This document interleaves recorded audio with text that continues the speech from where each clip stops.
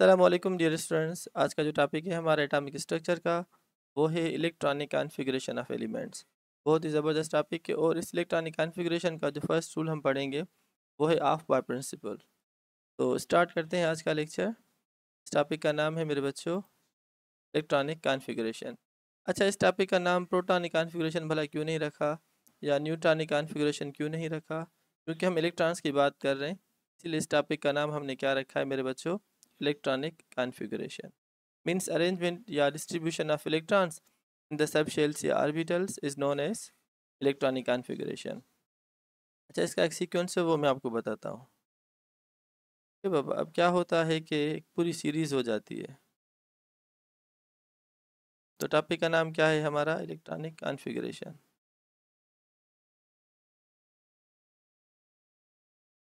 Electronic configuration.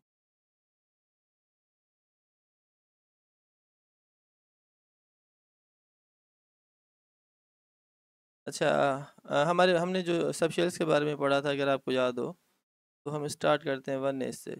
1s के बाद फिर 2s, 3s,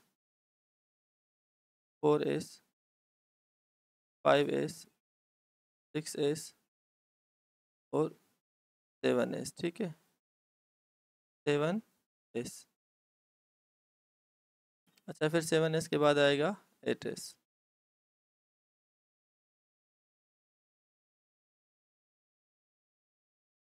8s आगे यूज़ हम नहीं करेंगे, फिलहाल यहाँ पे लिख रहा हूँ, एक ट्रिक देनी देनी है आप बच्चों को। अच्छा, एस के बाद पी आ जाता है सब शेल, तो एक ऊपर से आप छोड़ दें, 2 से स्टार्ट करें। 2p, 3p, 4p, 5p, 6p और 7p तक। माना एक ऊपर से छोड़ देना है, एक नीचे से। अच्छा, पी के बाद डी आ जाएगा, तो एक ऊपर से आप छोड़ दें तो 3d, 4d, 5d के बाद 6d। अब यहाँ पे भी एक नीचे से छोड़ना है, एक ऊपर से छोड़ना है। ठीक है बाबा। अच्छा, डी के बाद एफ आ जाता है, एफ सब शेल, 4f और 5f। ठीक है, तो एक ऊपर से छोड़ देना है यहाँ से, एक यहाँ से नीचे से। अच्छा, अब यहाँ पे हमें क्या करना है, 8 एरोज। कितने हमें एरोज लगाने हैं? 8 एरोज, ये याद करो। अच्छा, एरोज लगाने का तरीका है, ठीक है, हो सकता है थोड़ी मुझसे भी गलती हो जाए, तो माफ़ कीजिएगा। अब तरीका ये है कि सबसे पहले फर्स्ट एरो यहाँ पे लगाओ, फिर सेकंड यहाँ पे, ये थर्ड एरो, ये फोर्थ एरो, ये बच्चों फिफ्थ एरो। फिलहाल सही लग रहा है बिल्कुल, और ये भी सही लग गया अल्हम्दुलिल्लाह। तो उसके बाद ये भी माशाल्लाह सही जा रहा है, फिर ये यहाँ तक। अच्छा, अब क्या होता है, जिससे एरो लगेगा तो वो मर जाएगा, तो यहाँ पे हम एक लिस्ट बनाएंगे। उस लिस्ट में ये होगा कि जो पहले मर रहा है वो हम लिखते जाएंगे। तो फर्स्ट एरो किसे लगा, एस को, तो हम यहाँ पे लिखेंगे सबसे पहले 1s। फिर कौन सा मरा, 2s। अब यहाँ पे लिस्ट बनाओ 2s। फिर तीसरा एरो किससे लगा, पहले 2p को लगा, बाद में 3s। तो पहले जो शहीद हुआ वो 2p, उसके बाद फिर 3s, 2p और 3s। अच्छा, उसके बाद फिर नया एरो हमने लगाया, पहले किसको लगा, 3p को, उसके बाद फिर 4s, 4s। इस तरीके से 3d, 4p और 5s, 3d, 4p और 5, उसके बाद 4d, 5p और 6s, 4d, 5p और 6s। ठीक है बाबा। फिर उसके बाद 4f, 5d, 6p और 7f, 4f, 5d, 6p और 7s। उसके बाद फिर 5f, 6d और 7p, 5f, 6d और 7p। यहाँ पे हमें रोक देना है। ये 8s जो है ना, आगे हमें लिस्ट में नहीं लिखना। अच्छा, हमें पता है कि ऐसे सब शेल में कितने होते हैं इलेक्ट्रॉन्स, 2 में भी 2, ई में 6, 2, 6, 2, डी में 10 होते हैं, पी में 6 होते हैं, इसमें 2। तो ये फिलिंग ऑफ इलेक्ट्रॉन्स होगी। इससे पहले मैंने आपको क्वांटम नंबर्स में एक्सप्लेन कर दिया है। पी में 6। सीक्वेंस में सारे लेक्चर्स आपको देखने, प्लेलिस्ट का फर्स्ट लेक्चर से लेके लास्ट तक, तब इंशाल्लाह आपको केमिस्ट्री आसानी से समझ में आएगी। अगर कोई भी बीच में एक लेक्चर लेक्चर आप छोड़ देंगे तो सीक्वेंस टूट जाएगी, फिर आप बच्चों को ही डिफ़िकल्टी होगी। अच्छा, अगर हम तो देखो यहाँ पे फर्स्ट इलेक्ट्रॉन जो एंटर होगा वो 1s में होगा, और जो आखिरी इलेक्ट्रॉन होगा वो 7p6 में होगा। ऐसे अगर हम इलेक्ट्रॉन्स को काउंट करें 2 + 2 4, 4 + 6 10, इसे काउंट करते जाएं, जब हम यहाँ पहुँचेंगे तो वहाँ पे 118, माना हमारी मॉडर्न पीरियोडिक टेबल में जो 118 एलिमेंट्स हैं उनके सारे इलेक्ट्रॉन्स 7p6 तक फिल हो जाएंगे। तो फिलहाल हमें इसीलिए 8s की ज़रूरत नहीं है। क्लियर बाबा? 118 एलिमेंट्स इस इलेक्ट्रॉनिक कॉन्फ़िगरेशन में ऑक्यूपाई कर लेंगे, उन सब की इलेक्ट्रॉनिक कॉन्फ़िगरेशन 7p तक इंशाल्लाह हो जाएगी। तो ये था आज का टॉपिक हमारा, इलेक्ट्रॉनिक कॉन्फ़िगरेशन, और इलेक्ट्रॉनिक कॉन्फ़िगरेशन की पूरी सीरीज़ हम किस तरीके से कैसे बनाते हैं। ठीक है ना बाबा? तो ये मैंने आपको एक ट्रिक दे दी कि इस ट्रिक की मदद से हम ये पूरी सारी जो सीक्वेंस है ना वो हम लिख सकते हैं। तो 1s से लेके 7p तक। क्लियर बाबा? तो शाबाश, इसको सेव कर लें। फिर इसके कुछ न्यूमेरिकल्स हैं, कुछ बातें हैं जो हम डिस्कस करेंगे। क्लियर? तो ये ट्रिक आपने सीख ली। फिर उसके बाद हम चलते हैं मेन टॉपिक की तरफ। तो व्हाट इज़ इलेक्ट्रॉनिक कॉन्फ़िगरेशन? देखो ये वही सीरीज़ सेम है, 1s से लेके 7p तक। अच्छा, ये ट्रिक जो मैंने वहाँ पे एक्सप्लेन की है वही सेम ट्रिक है, तो भले आप इसकी भी पिक ले लें। अच्छा, एनर्जीज अगर हम बात करें तो हमारे पास यहाँ पे 4 सब शेल हैं। एक होता है एस, दूसरा होता है पी, तीसरा होता है डी, और चौथा होता है एफ। एस में ज़्यादा से ज़्यादा 2 इलेक्ट्रॉन्स, पी में 6 होते हैं, डी में 10 होते हैं, और एफ में 14। तो अगर इन वैल्यू से भी आप थोड़ा आइडिया लगाओ तो एस का की एनर्जी कम होगी पी से, पी की कम होगी डी से, और डी की कम होगी किससे? एफ से। माना सबसे पहले जो इलेक्ट्रॉन आएगा वो एस में आएगा, फिर पी बाद में फिल होगा, फिर डी होगा, फिर एफ होगा। माना समझो 1s, उसके बाद फिर 2p स्टार्ट होगा, फिर थर्ड नंबर पे 3d स्टार्ट होगा, और चौथे नंबर पे 4f स्टार्ट होगा। माना 1s 2s फिर 2p 3s 3p 4s, 4s के बाद फिर 3d आएगा, 3d 4p 5s, इस तरीके से आखिर में हमें 4f मिलेगा। तो ये यहाँ पे मैंने सीक्वेंस लिखी है। अगर आप ऑफ प्रिंसिपल को देखें तो 1s की एनर्जी कम है, फिर 2s 2p 3s 3p 4s 3d 4p। अच्छा, यहाँ पे देखो 4s और 3d की एनर्जी तकरीबन इतना बड़ा कोई गैप है नहीं, जैसा 1s 2s या 2s 2p या 2p 3s या 3s 3p या 3p से 4s के बीच में है। तो ये जो आर्बिटल्स होते हैं ना 4s और 3d, यहाँ पे ये हो सकता है कि स्टेबिलिटी हासिल करने के लिए इलेक्ट्रॉन की जंपिंग होती है फ्रॉम 4s to 3d। ये आपको आगे में 2 केसेस होंगे स्पेशल, एक होता है क्रोमियम का, दूसरा होता है कापर का। तो उन दोनों में मैं आपको एक्सप्लेन करूँगा, वो यहाँ पे इसीलिए आपको दिखा रहा हूँ कि top top to bottom energy increase हो रही है। देखो 1 और 2s में तो बहुत ज़्यादा गैप है एनर्जी का, जबकि अगर हम यहाँ पे देखें 4s और 3d, यहाँ पे एनर्जी का इतना बड़ा फ़र्क नहीं है, तो यहाँ पे ट्रांजिशन हो जाती है इलेक्ट्रॉन्स की। इसीलिए जो D block outer transition elements होते हैं ना डी ब्लॉक वाले, उन्हें हम ट्रांजिशन मेटल इसीलिए भी कहते हैं क्योंकि वो एलिमेंट्स, उसके 2 एलिमेंट्स स्पेशली कापर और क्रोमियम, स्टेबिलिटी हासिल करने के लिए ट्रांजिशन कराते हैं अपने इलेक्ट्रॉन्स की फ्राम 4s to 3d, क्योंकि एनर्जी का इतना बड़ा बैरियर नहीं है, इतनी बड़ी रुकावट नहीं है, 1s से 2s में कभी भी नहीं जाएगा। क्लियर बाबा? तो ट्रांजिशन पॉसिबल कहाँ पर होगी? 4s 3d में होगी, 5s 4d में होगी, और उसके अलावा मोस्टली जो हम ट्रांजिशन कराते हैं from 6s to 5d। Clear बाबा? तो यहाँ पे हमने क्या सीखा इस स्लाइड की मदद से? Energy top to bottom increase हो रही है। सबसे ज़्यादा जो एनर्जी होगी वो किस सबशेल की होगी? पी की, और लास्ट वाला 7p। और सबसे कम किस ऑर्बिटल की होगी? यहाँ पे 1s की। तो 1s की सबसे कम है, और सबसे ज़्यादा उसकी होगी जो लास्ट में लिखा होगा, जैसे 7p। तो continuously energy increases from 1s to 7p। अच्छा, वही बात मैंने यहाँ पे भी लिखी है कि energy of S orbital is less than P, energy of P is less than D, energy of D is less than E. अब आ जाते हैं हमारे मेन टॉपिक की तरफ। The process of distribution of electrons into their respective subshells या orbitals is called electronic configuration. The distribution of electrons is available in the available orbitals is governed by the 4 rules Aufbau principal, और दूसरा होता है n+a rule, तीसरा होता है पाली exclusion principle, और चौथा होता है हिंट्स रूल। तो हमारे इस एमडी कैट के सिलेबस में फ़िलहाल 3 का जिक्र है, मगर n+a रूल इंशाल्लाह मैं आपको एक्सप्लेन कर दूंगा। ये वही सीक्वेंस सेम है कि एस के लिए एल का वैल्यू 0 है, पी के लिए एजीमुथल क्वांटम नंबर का वैल्यू 1 है, डी के लिए 2 है, और एफ के लिए 3 है। क्लियर बाबा? सीक्वेंस वही सेम है, एरोज वही सेम है।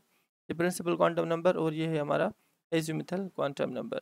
स्टार्टिंग जो होगी ना फिलिंग ऑफ द ऑर्बिटल्स वो 1s से होगी, और जो आखिर में हम जाएंगे वो कहाँ पे होगा मेरे बच्चों, 7p तक। ये कुछ एडवांस है, तो मोस्टली हम यहाँ पे फोकस करते हैं। हमारे जो 118 एलिमेंट्स हैं ना वो यहाँ तक आसानी से फिल हो जाएंगे।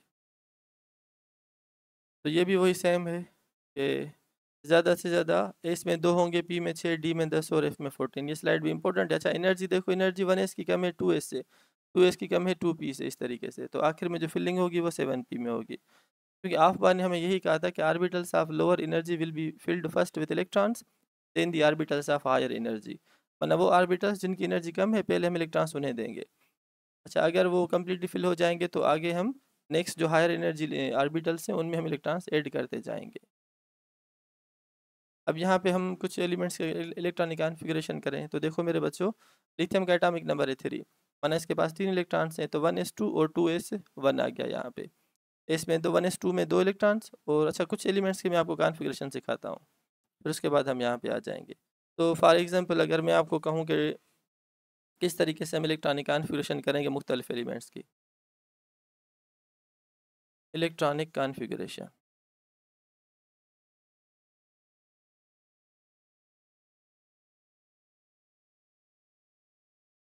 अगर मैं सपोज सबसे पहले जो हमारा एलिमेंट है वो है हाइड्रोजन, इसका एटॉमिक नंबर 1 है, माना इसके पास 1 इलेक्ट्रॉन है, ठीक है बाबा। तो इसकी हो जाएगी 1s1, क्योंकि एस में ज़्यादा से ज़्यादा 2 हम ऐड करेंगे, यहाँ पे इसके पास इलेक्ट्रॉन एक ही है, तो ये हो जाएगा 1s1। अच्छा हाइड्रोजन के बाद फिर दूसरा एलिमेंट है हमारे पास हीलियम, हीलियम का एटॉमिक नंबर है 2, तो ये हो जाएगा 1s2, क्योंकि इसमें ज़्यादा से ज़्यादा हम 2 इलेक्ट्रॉन्स ऐड करेंगे। अच्छा इसके बाद तीसरे नंबर पर हमारा एलिमेंट आ जाता है लिथियम, लिथियम का एटॉमिक नंबर है 3, तो 1s2, उसके बाद आ जाता है 2s1। अच्छा इसमें ज़्यादा से ज़्यादा हम 2 इलेक्ट्रॉन्स ऐड करेंगे, जो बच जाएंगे वो अगले नेक्स्ट हायर एनर्जी ऑर्बिटल में ऐड करेंगे, तो 2 + 1 = 3। अच्छा फिर लिथियम के बाद दूसरा एलिमेंट है हमारे पास बेरिलियम, इसका एटॉमिक नंबर है 4, है ना, ये हो जाएगा 1s2 और 2s2, 2 और 2 4, ये पूरे हो गए।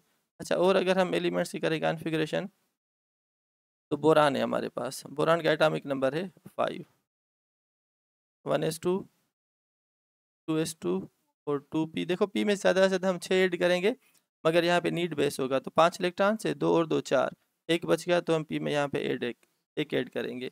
इसके बाद देखो मेरे बच्चे सपोज नाइट्रोजन है 7, तो ये हो जाएगा 1s2, 2s2 और 2p। देखो 4 यहाँ पे आ गए, ये 7 है, तो इसमें 3 हम ऐड करेंगे, तो 1s2, 2s2 और 2p 3। अच्छा इसके बाद अगर हम फ्लोरीन की बात करें, 9 एटॉमिक नंबर, 1s2, 2s2 और 2p 4, ये 9 है, तो यहाँ पे 5 आ जाएगा। अगर हम सोडियम की बात करें, 11 एटॉमिक नंबर है इसका, तो मेरे बच्चों 1s2, 2s2, 2p6, ठीक है, तो 2 और 2 4 और 6 10 हो गए, एक बच गया, 2p के बाद आ जाता है 3s1। तो इस तरीके से हम मुख्तलिफ एलिमेंट्स की करेंगे इलेक्ट्रॉनिक कॉन्फ़िगरेशन। तो this is what arrangement of electrons in the subshells या in the orbitals is called electronic configuration. या हम इलेक्ट्रॉन्स को कैसे डिस्ट्रीब्यूट करते हैं शेल्स, सॉरी सब शेल्स और ऑर्बिटल्स में, उन्हीं सब शेल्स के ऑर्बिटल्स में। तो इस तरीके से ये वही है, lithium, beryllium, boron, carbon, nitrogen, neon और सोडियम। तो 1s2, 2s1, इस तरीके से सेम जो मैंने आपको सिखाई वही सेम है यहाँ पे। S orbital, s subshell में हम क्या करेंगे, ज़्यादा से ज़्यादा 2 इलेक्ट्रॉन्स, ठीक है, इसमें भी 2 इलेक्ट्रॉन्स। अच्छा पी के आपको पता है कि 3 होते हैं, पी एक्स, पी वाई और पी जेड, 2 2 2, क्लियर। इस तरीके से तो ये हुई इलेक्ट्रॉनिक कॉन्फ़िगरेशन मुख्तलिफ एलिमेंट्स की। उम्मीद है कि अब कोई भी अगर बड़ा एलिमेंट आपको मिल जाए तो उसकी आप आसानी से कर सकते हो इलेक्ट्रॉनिक कॉन्फ़िगरेशन। अच्छा ये भी है, यहाँ पे एक चीज़ मैं आपको एक्सप्लेन करूँ, ये वही सेम रिपीट हो रहा है, ये वाला क्रोमियम वाला। तो देखो मेरे बच्चों, यहाँ पे अगर मैं आपको एक स्पेशल केस कराऊँ, इसे मिटा रहा हूँ, ठीक है, तो आप इसको सेव कर लें।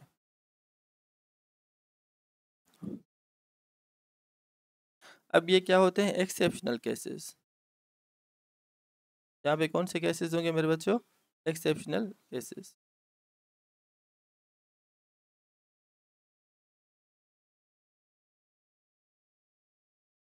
जो स्पेशल केसेस होते हैं जिन पे इलेक्ट्रॉनिक कॉन्फ़िगरेशन के नॉर्मल रूल्स नहीं लगते, ठीक है बाबा।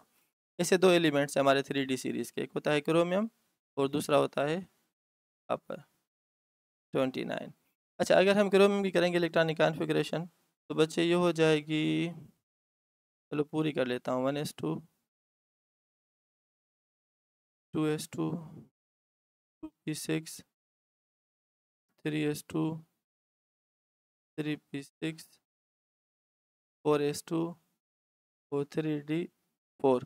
अच्छा, ये एक्सपेक्टेड है, माना ये ऐसी होनी चाहिए, मगर ऐसी नहीं होगी। क्यों? कि देखो d4 है। अच्छा, अगर हम इसको ऐसे लिखें 4s1 और 3d5, तो ये जो 3d अब हो गया हाफ फील्ड आर्बिटल। तो मेरे बच्चों याद करो, जो हाफ फील्ड आर्बिटल्स होते हैं वो उनकी स्टेबिलिटी कुछ ज़्यादा होती है as compare to incomplete filled d orbital. Clear? तो स्टेबिलिटी हासिल करने के लिए इलेक्ट्रॉन एलिमेंट्स खुद ही अपने इलेक्ट्रॉन्स की ट्रांजिशन कराते हैं। तो एक 4s में से इलेक्ट्रॉन की ट्रांजिशन हो जाएगी 3d की तरफ, तो ये हो जाएगा हाफ फील्ड। और हाफ फील्ड जब हो जाएगा ना, कोई भी एलिमेंट, मैं किसी भी एलिमेंट का जो आखिरी शेल अगर हाफ फील्ड हो तो समझो वो एलिमेंट स्टेबल कहलाता है। और ये से वैसे भी आपको पता है कि एटम्स जब केमिकल बॉन्ड की फार्मेशन करते हैं तो वो स्टेबिलिटी हासिल करते हैं बाय द लॉस या गेन ऑफ इलेक्ट्रॉन्स। जैसे हम कहते हैं ना, why atoms form a chemical bond, तो chemical bond is formed due to अपना chemical bond is formed so that atoms wants to get stability हासिल करने के लिए वो लॉस या गेन ऑफ इलेक्ट्रॉन्स करते हैं। तो इसी तरीके से विद इन द ऑर्बिटल्स एक एलिमेंट खुद अपने इलेक्ट्रॉन्स की ट्रांजिशन करा के स्टेबल हो जाता है, क्योंकि हर एटम चाहता है मैं स्टेबल हो जाऊं। तो स्टेबल होने के लिए वो केमिकल बॉन्ड्स करता है, या ग्राउंड में से एक साइड स्टेट में इस तरीके से ट्रांजिशन हो जाती है इलेक्ट्रॉन्स की। तो ये स्पेशल केस है, ठीक है ना बाबा। तो अगर हम कहें कि वैलेंस शेल जो कॉन्फ़िगरेशन होगी क्रोमियम की वो होगी 4s2 और 3d4, तो ये गलत है। 3d4 क्या होगी? गलत। एक्चुअली कौन सी है? 4s1 3d5। इसी तरीके से कापर की देखो बच्चों, ये हो जाएगी 4s2 3d9। यहाँ तक 20 हो गया। 20 + 9 = 29। अच्छा, ये भी फुलफिल्ड नहीं है डी आर्बिटल, ठीक है बाबा। तो क्या होगा? एक इलेक्ट्रॉन की ट्रांजिशन यहाँ पे होगी, तो ये हो जाएगा 4s1 और मेरे बच्चों 3d10। अच्छा, अब यहाँ पे 3d10 क्या हुआ? Fulfilled orbital, fulfilled. तो फुलफिल्ड होने की वजह से इसे मैक्सिमम या एक्स्ट्रा स्टेबिलिटी मिल जाएगी। तो क्या मिल जाएगी? Extra stability. तो इसीलिए कापर की जो एक्सपेक्टेड है वो गलत है एक्चुअली। जो हम ऑब्जर्व करते हैं एक्सपेरिमेंटली या प्रैक्टिकली या एक्चुअली, तो वो है 4s1 3d10। तो ये कुछ स्पेशल केसेस थे इलेक्ट्रॉनिक कॉन्फ़िगरेशन के, जो एंटी टेस्ट में आपसे पूछ सकते हैं कि dash can be the electronic configuration of copper, 4s2 3d4 या 4s1 3d5। तो आप कहोगे 4s1 3d5। अगर कॉपर की बात आ जाए तो 4s2 3d9 नहीं होगा, 4s1 3d10 होगा। ये क्यों होता है? क्योंकि half filled and full filled orbitals have extra stability as compare to incomplete filled orbitals. Clear बाबा? तो यही बात यहाँ पे लिखी हुई है, देखो। कुछ इलेक्ट्रॉनिक कॉन्फ़िगरेशन के एक्सेप्शनल केसेस हैं, ठीक है ना, जो रूल्स को फॉलो नहीं कर रहे, जैसे क्रोमियम और कॉपर। तो एक्सपेक्टेड जो मैंने आपको कही कि 4s2 3d4, मगर ये गलत है। जो सही है मेरे बच्चों वो ये है 4s1 3d5, क्योंकि हाफ फील्ड आ गया। इसी तरीके से 4s2 3d9 ये गलत है एक्सपेक्टेड। और जो एक्चुअल हम ऑब्जर्व करते हैं कॉपर की कॉन्फ़िगरेशन वो होती है 4s1 3d10। ये कुछ फेयर स्टाइल है मेरे बच्चों। उम्मीद है कि नोट्स आप बच्चों को पसंद आ रहे होंगे। अच्छा, द रीज़न क्या है इसके पीछे? Full filled orbitals and half filled orbitals have been found to have extra stability. माना अगर हम p3 p6, क्योंकि p में क्या होते हैं, ज़्यादा से ज़्यादा 6 होते हैं, तो हाफ फील्ड ये full filled, d5 half filled ये full filled, f7 half filled और ये full filled configurations are more stable than the p2 p5 d4 d9 f6 और f13। माना वन शार्ट भी हो तो भी खैर है, माना वो स्टेबल नहीं होगा। स्टेबल वो होगा या तो हाफ फील्ड हो या फुल फील्ड या हाफ फील्ड या फुल फील्ड या हाफ फील्ड या full field. So in case of chromium and copper, to attain extra stability, one electron from 4s move to the 3d। बहुत अच्छे तरीके से मैंने आपको एक्सप्लेन कर दिए ये दो स्पेशल केसेस। तो याद करो, जब हम कॉपर या क्रोमियम की बात करेंगे तो उनकी जो एक्सपेक्टेड इलेक्ट्रॉनिक कॉन्फ़िगरेशन उसको हम फॉलो नहीं करेंगे। हम एक्स्ट्रा जो स्टेबिलिटी हासिल करने के लिए जो ट्रांजिशन होती है इलेक्ट्रॉन की फ्राम 4s to 3d। अच्छा सर, 4s से 3d में क्यों ट्रांजिशन हो रही है? भला 3p से भी जा सकता है 3d में, तो उसका सबब मैंने आपको यहाँ पे बता दिया। देखो यहाँ पे क्या हो रहा है मेरे बच्चों, 4s और 3d, इनमें क्या होता है कि एनर्जी का इतना बड़ा बैरियर नहीं है, और वैसे भी कोशिश करते हैं कि इलेक्ट्रॉन्स नीचे से ऊपर जाए, माना 4s से लेके 3d की तरफ। तो बहुत ही कम एनर्जी होने की वजह से ये ट्रांजिशन सक्सेसफुल हो जाती है।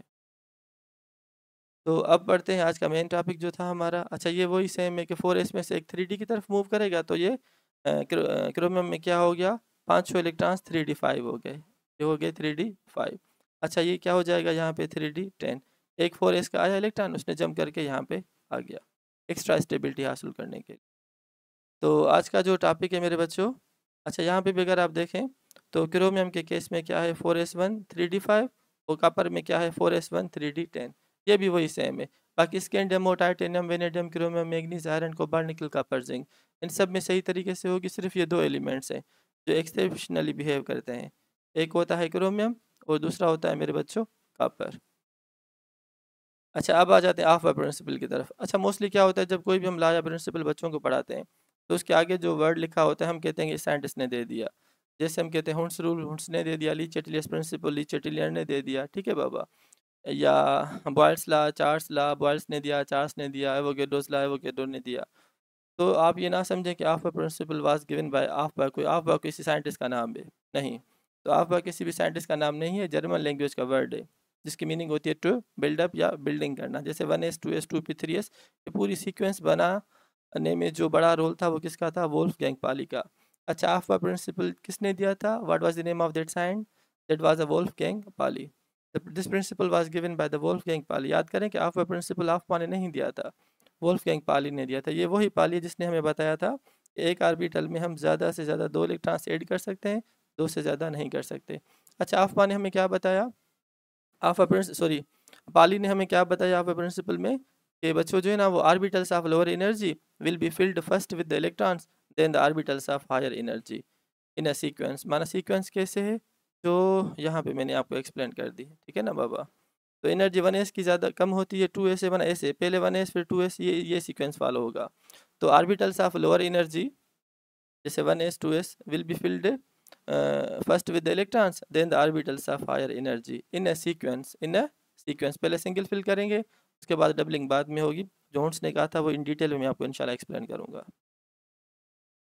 अच्छा, पढ़ लेते हैं इसको। तो according to of principle in the ground state, excited की बात नहीं हो रही, क्रोमियम कॉपर की बात नहीं हो रही, ठीक है बाबा, नॉर्मल जो होती है electronic configuration.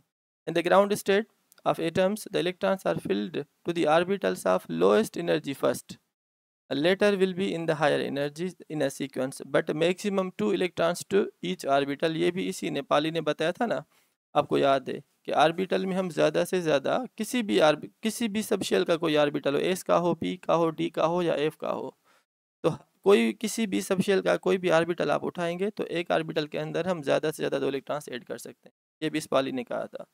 The electrons are filled in the order of increasing orbital energy starting from 1s, 1s से स्टार्ट होगा, क्योंकि जो ऑर्डर ऑफ एनर्जी वो s की कम होती है p से, p की कम होती है d से, ये f मैंने आपको पहले बता दिया था। तो electrons first occupy the lowest energy orbital जैसे 1s है available to to them. Once the lower energy orbitals are complete filled, जैसे 1s पूरा हो गया फिर हम 2s में जाएंगे, 2s पूरा हो गया तो 2p में जाएंगे। Then the electron enter to the next higher energy orbital. The order of filling of various orbitals as per of a principle is also with the agreement to n plus l rule। आगे एक दूसरा rule है जिसे हम कहते हैं मेरे बच्चों n plus l रूल, वो भी मैं आप बच्चों को एक्सप्लेन करता हूँ। ये वही सेम है जो मैंने आपको एक्सप्लेन कर दी। अच्छा, अब यहाँ पे थोड़ा मैं आपको n plus l रूल के बारे में बताता हूँ। n plus l, ये वाइसवेयर साइंटिस्ट था, उसने दिया था n plus l रूल, ठीक है, विलियम वाइसवेयर 1945 में। अच्छा, तो n क्या होता है प्रिंसिपल क्वांटम नंबर, और देखो l क्या होता है मेरे बच्चों, l को हम कहते हैं एजिमुथल क्वांटम नंबर। ये मैंने आपको पहले ऑलरेडी क्वांटम नंबर्स में एक्सप्लेन कर दिया है, ठीक है ना बाबा।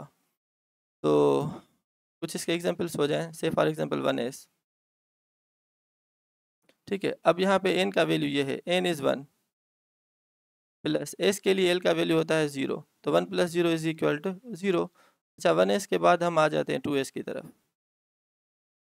n का वैल्यू यहाँ पे देखो, n का वैल्यू क्या है 2, l का वैल्यू s के लिए 0, 2 + 0 = 2। इसके बाद फिर आ जाएगा 2p, n का वैल्यू यहाँ पे 2, l का वैल्यू p के लिए क्या होता है 1, 2 + 1 = 3।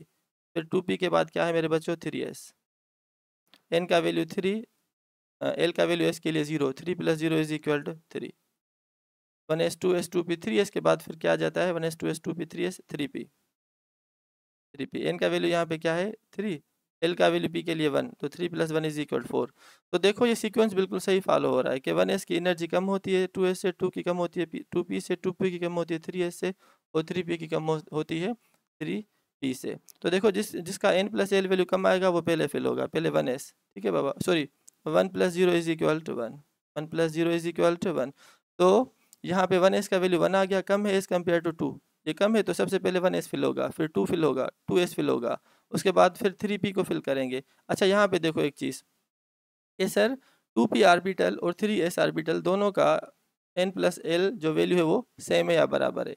तो अब बताओ अब हम किस आर्बिटल को पहले फिल करेंगे। तो याद करो मेरे बच्चों, जिस आर्बिटल का n का वैल्यू कम होगा वो पहले फिल होगा। जैसे यहाँ पे 2p में n का वैल्यू 2 है और 3s में n का वैल्यू 3 है, तो वो आर्बिटल जिसमें n का वैल्यू पहले है उसे हम पहले फिल करेंगे, माना 2p फिल्स फर्स्ट देन 3s। तो याद करें n + l रूल में वाइसविजर ने ये कहा कि वो आर्बिटल जिनका n + l का वैल्यू कम है उन्हें हम पहले फिल करेंगे, ठीक है बाबा, और जिनका n + l वैल्यू ज़्यादा आएगा वो बाद में फिल होगा। हाँ, इससे दो आर्बिटल मुख्तलिफ जिनका n + l का वैल्यू अगर सेम आ जाए तो उस केस में हम जिस आर्बिटल का n का वैल्यू कम होगा उसे पहले लिखेंगे या पहले फिल करेंगे, और जिसका n का वैल्यू ज़्यादा होगा उसे हम बाद में फिल करेंगे।